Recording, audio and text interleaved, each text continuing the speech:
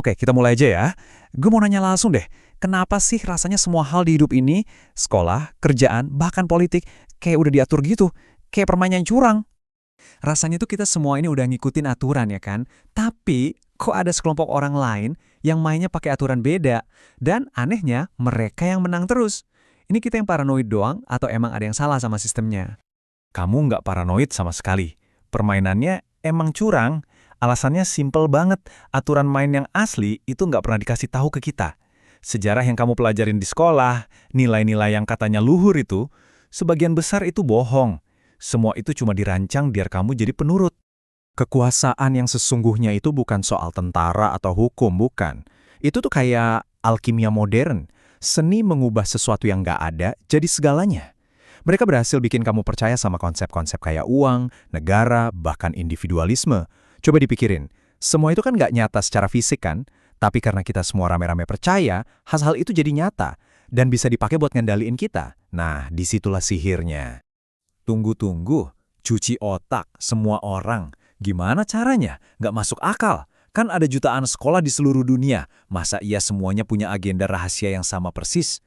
Justru itu sangat mungkin karena sistemnya emang dirancang begitu. Coba lihat deh. Di luarnya, sekolah itu kan janjiin kita pengetahuan, ijazah, kesuksesan. Tapi kalau kita bedah lebih dalam, yang diajarin sebenarnya itu kepatuhan, bukan cara mikir kritis. Ijazah itu cuma bukti kalau kamu berhasil nurut selama belasan tahun. Dan sukses versi mereka, itu definisi yang sempit banget, yang justru matiin keunikan diri kamu. Cara kerjanya itu jenius dan psikologis banget. Gini, pertama, anak dipisahin dari orang tuanya, dari sumber rasa aman mereka.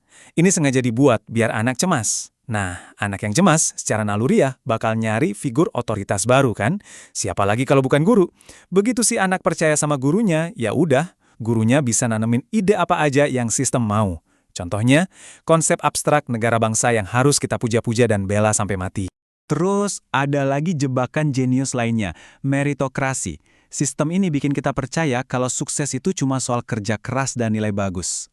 Hasilnya apa? Kita jadi takut setengah mati sama yang namanya gagal. Padahal, kita belajar paling banyak justru dari kegagalan kan? Sistem ini tuh nggak nyetak pemikir kreatif. Sama sekali. Sistem ini nyetak, ya, pekerja yang nurut, yang nggak berani ambil resiko. Gila, ini ngeri banget. Kalau gitu, siapa mereka ini? Siapa yang ngerancang ini semua? Siapa dalangnya? Mereka bergerak lewat apa yang kita kenal sebagai secret societies atau perkumpulan rahasia. Tapi, buang jauh-jauh bayangan soal orang berjubah di ruang bawah tanah ya. Ini lebih canggih. Organisasinya itu berlapis-lapis, kayak piramida. Anggota di level paling bawah mungkin beneran tulus, ngira mereka lagi berbuat baik atau kerja sosial. Tapi, semakin tinggi levelnya, semakin gelap rahasia yang kebuka. Rahasia soal cara kerja kekuasaan dan realita yang sebenarnya. Dan cara mereka jaga rahasia itu brutal. Ada beberapa lapis pengaman. Pertama, insentif. Makin tinggi jabatanmu, makin banyak privilege yang kamu dapat. Kedua, pemerasan. Buat naik pangkat, kamu wajib setor rahasia tergelapmu. Itu jadi jaminan. Ketiga, kejahatan bersama. Mereka sengaja ngelakuin pelanggaran bareng-bareng biar nggak ada yang berani berkhianat. Dan yang terakhir, mereka manfaatin psikologi kita sendiri. Kecenderungan kita buat percaya sama hal-hal yang bikin nyaman. Nah, ini poin paling pentingnya. Kelompok ini tuh nggak sembunyi di luar sistem. Mereka juga nggak ngelawan pemerintah. Kenapa? Karena mereka adalah pemerintah itu sendiri. Mereka menyusup mengendalikan birokrasi dari dalam. Anggap aja birokrasi itu parasit. Nah, mereka ini parasit yang ngendaliin parasit itu. Oke. Kalau semua ini rahasia itu, kenapa kita bisa ngomongin ini sekarang? Kenapa infonya bisa bocor? Aneh nggak sih? Kontradiktif banget. Pertanyaan yang bagus banget. Dan itu ngebawa kita ke konsep mereka yang paling licik. Revelation of the method. Ini semacam keyakinan spiritual buat mereka bahwa mereka wajib ngasih tahu publik apa yang bakal mereka lakuin. Tentu aja ngasih tahunya secara terselubung. Mereka bocorin rencana-rencana mereka lewat film, buku, simbol-simbol di mana-mana. Tujuannya ada 3, dan ini semua perang psikologis. 1. Menciptakan learned helplessness. Artinya, rasa nggak berdaya yang sengaja ditanamkan.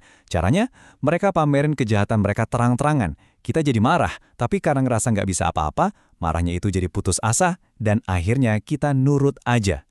2. Ini soal spiritual buat mereka, memindahkan tanggung jawab karma. Mereka percaya kalau dengan ngasih tahu kita, dosa mereka itu pindah ke kita yang nonton doang dan nggak bertindak. Gila kan? Dan ketiga, yang paling dasar, ngontrol perhatian kita. Selama kita sibuk ngomongin dan debat soal aksi mereka, ya pikiran kita, realitas kita, ada di tangan mereka. Gue nggak tahu mau ngomong apa lagi. Gila, sistemnya kegedean, kekuatannya nggak sebanding. Terus kita bisa apa? Kita harus gimana? Dengerin, ini bukan soal bikin revolusi, justru itu yang mereka mau. Bukan, ini soal ngubah cara kita mikir dan bertindak sebagai individu. Ini soal gimana caranya kita bisa bertahan hidup secara pikiran dan jiwa di dunia yang udah dicorangin kayak gini. Pertama, cari ilmu sendiri. Baca buku-buku yang nggak bakal kamu temuin di kurikulum sekolah. Kedua, pertanyakan semuanya.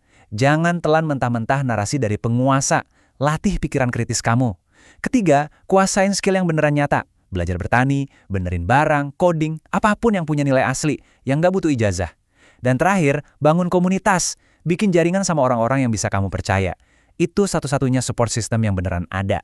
Pada akhirnya, ingat ini, sistem ini bisa jalan karena sifat dasar manusia itu butuh sesuatu untuk dipuja, butuh untuk patuh.